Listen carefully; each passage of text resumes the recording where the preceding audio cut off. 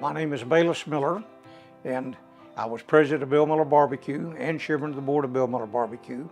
And my brothers and I ran a chain of barbecue restaurants. My family, we lived in Stinson Field, World War I barracks on the southeast side of San Antonio, Roosevelt Avenue. My dad drove a Coca-Cola truck. My mother was a registered nurse and sat up all night long at the Santa Rosa Hospital. Took the bus down there, and we started selling eggs. My dad, like I say, they both came from business families. You might think, my gosh, he's driving a Coke truck. Your mother was a nurse. Well, that's pretty humble beginnings, but that wasn't the case. They came from families of merchants. My dad left the Coke company, bought a three-wheel Cushman motor scooter. We started selling eggs door to door. We started dressing chickens in our garage, and then we opened up Highland Poultry House. We were selling chickens, dressed fryers, to a little fried chicken stand that's right down here, right down the road where Hemisphere is now, where the Hemisphere Park is. And they had one little fried chicken stand in San Antonio, and it was called Church's Fried Chicken. We were selling them chickens, and my dad said, let's us open a fried chicken place next door to the poultry house. Because we go over there at night and watch Mr. Church, how much fried chicken he was selling. 2 pieces for 49 cents with a roll.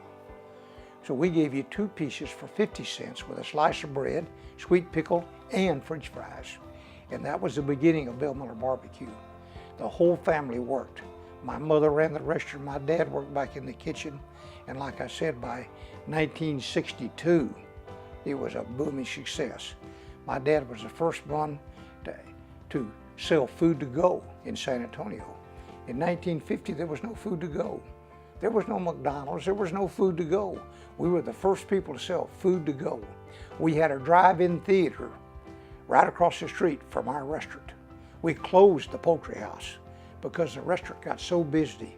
We added hamburgers, we added barbecue, and we were doing so much, we just closed the poultry house. But that drive-in theater was right across the street, and the people would line up on Friday and Saturday night. There was no air conditioning in those days, so you went to the movies at night. Daylight savings time hadn't started. In the summertime, it got dark the movie could start about 7:30 or 8 o'clock in the summertime. Now you can't start it till after 9 o'clock.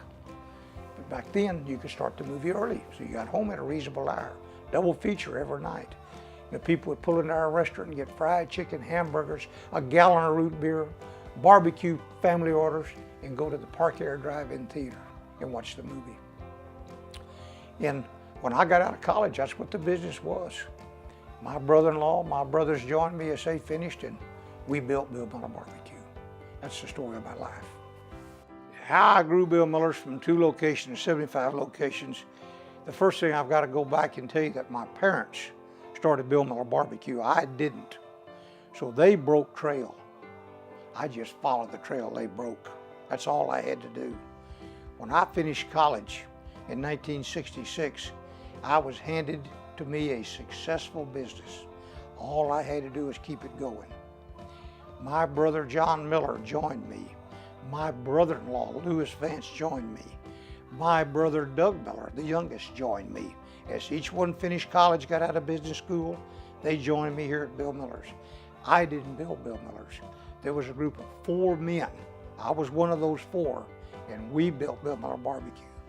We were handed to us a business, a successful, going business, profitable business. In 1962, when I went off to college, Bill Miller Barbecue was already open. There was 1 restaurant. It was doing $350,000 in retail business a year in 1962, and it was making a $60,000 a year profit. When I got out of college in 1966, this was handed to me, and my dad left. He had a ranch, and he wanted to get back on that farm and ranch. He said, here, if you have any problems, here's the key. If you have any problems, give me a call. I've worked here all my life, all through high school. I worked with him. As my mother did, and as my brothers did. And so I was handed a successful business. And all I had to do was, you know, you get on that old bicycle the first time and mama gives you a little shove down a hill. You don't have to pump. You're going down there, all you gotta do is keep that thing balanced. That's all I had to do. They broke the trail. I just had to walk it. So I built my company. I wanted a chain restaurant business. And when I started, we had 2 restaurants my mother and dad had. And when I got out of college, I started running them. And so at that point, I started building more restaurants. My brothers and I did. And as we built restaurants, we added employees. When I retired, I had a little over 5,000 employees. So 2 years ago, about 2 years ago. And when I started, I had 50 employees. Well, when I first started, when I got out of college and came here and started running the Bill Miller Barbecue restaurants, the 2 that were here, I had about 50 employees. And as I built more stores, and as the business grew per store, we had more employees per store. So there was 2 ways the employment base got built, by adding stores and by building business in the existing stores. I began working with my dad when I was about 5 years old.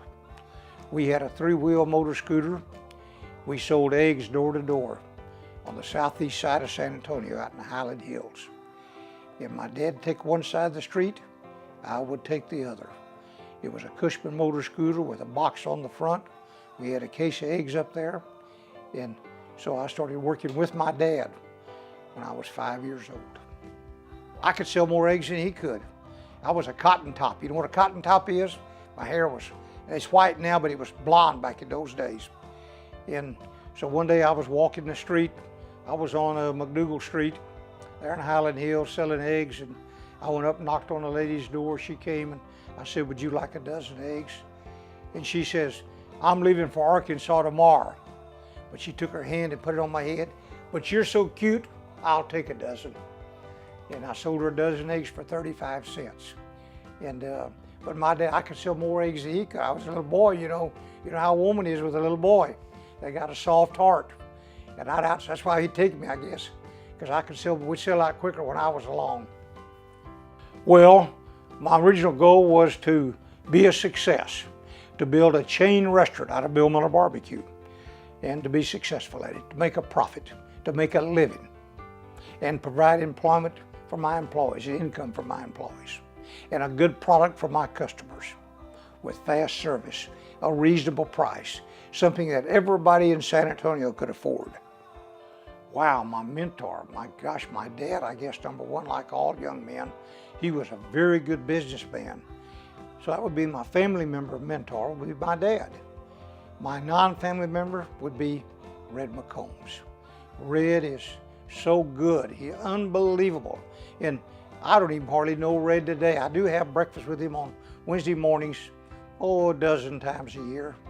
And I admire Red so much. And I saw him in 1966. I was out of college. I've told Red this story too, by the way. I was driving around town visiting my competitors because I wanted to see what they were doing.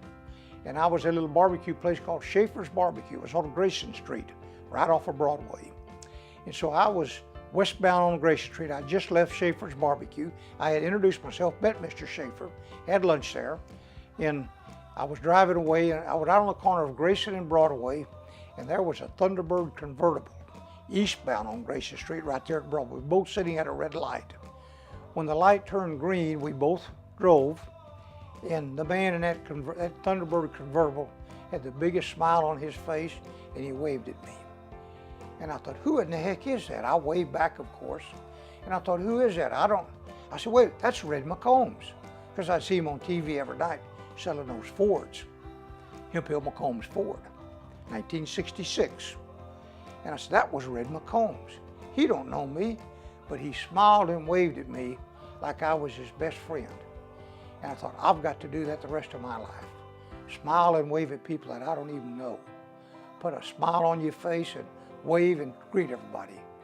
But Red set me that example, and I've watched everything he's done ever since and admired his work. My employees, visiting with my employees, talking to my employees. I mean, a company is its people. It's the people that work for you. They're a reflection of me. They're an image of me. They do what I do. They do, and I tell them it's so important that you're my face to the community. And I enjoy working with my people so well. That's the most joyful part of my job. And thanking my customers for their business. Without my customers, I'm nobody. And I'll make it a point when I'm at Bill Miller's, if I see somebody, if I'm visiting, I say thank you for your business. And I know you two are both customers. You know Bill Miller's. Thank you for your business. Well, business is a game. We keep score with the money. So I like to work, provide a product and service to my customers that will let them come back and create wealth for me and my employees. That's what motivates me more than anything. Building my business. I watch sales almost on an hourly basis every day compared to the same day a year ago. I pay my people on the gain over the same day a year ago. We're working on it every day. So what motivates me more than anything is seeing those gains in sales over last year. And that's my goal every day, to build my business, to do more business today, August 9th, than I did on Thursday, August 8th last year. Oh, boy, I want the world to know about me. That I love them. And that I don't judge, I try not to judge anybody. I don't care what your religion is, what your race is, what your creed is, I don't care. You're a person in my eyes. And I think God's going to judge us all. At the end, He's not going to judge us what our religion was, or what our race was, or what our creed was. He's going to judge us on what we did here when we were on earth, the time that He gave us. Take care of business.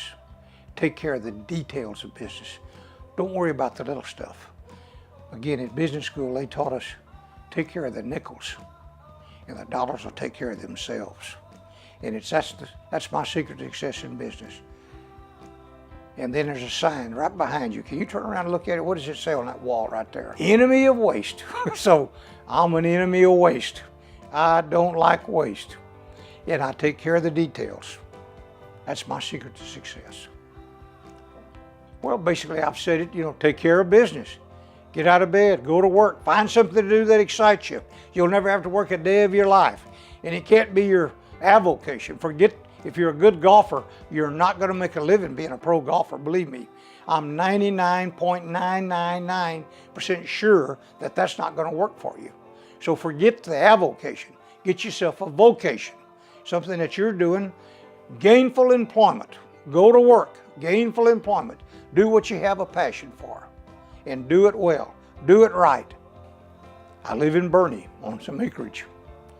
I've baled hay all my life. It's the hardest job on the farm, so I'm still baling hay. I was baling hay this week. I bale and sell hay. I like to go fishing. I do go fishing. I like to hunt birds, doves and quail. So those are my avocations. I play golf. I'm not any good, but it's the worst game, the toughest game in the world. So like once a week, I like to go play 18 holes of golf. I'm not a golf addict, but once a week, I like to go play 18 holes of golf. The referees regulate so many games. I don't like basketball. I don't like football. Too much on the shoulders of the ref. Golf, there's no ref. There's the rules of golf, and if you play golf by the rules of golf, it's just you and that golf ball. And it is the toughest game in the world. Yes, the menu's changed over the years. Added salad, added baked potato, took off the fish, added turkey. My gosh, the menu's changed a lot over the years. It's expanded, unfortunately, and now I have a rule. Or at least when I was running the company, I had a rule. You want to add something to that menu? What do you want to take off first? For you put something else on, we're going to take something off. So that kind of slowed it down. Business is just a game. We keep score with the money. And it's my responsibility as the owner of a company, as the operator of a company, to provide employment for my employees, for thousands of people. In order for me to do that, I've got to make money. I've got to produce a product. I've got to produce a quality product with service and value that'll make you want to come back and trade with me. That's the way I keep this thing going. And if I can't do that, all those people out there working for me are unemployed at this point. And I don't want anybody unemployed. I want everybody working. I want everybody paying taxes. And in order to do that, I've got to provide a quality product and quality service and value to my customers. Wow. Well, I guess the day I married my wife has to be at the top of all. The day that I was born to the mother and dad that I was given. God gave me the best mother and dad I could have had. So the day that I was born to my mother and dad, two merchants, I mean people that knew how to do business. My mother valedictorian of her high school class, valedictorian of her college class, owned a general store in the little town of Cranford's Gap, Texas. My father, scholarship, playing college football.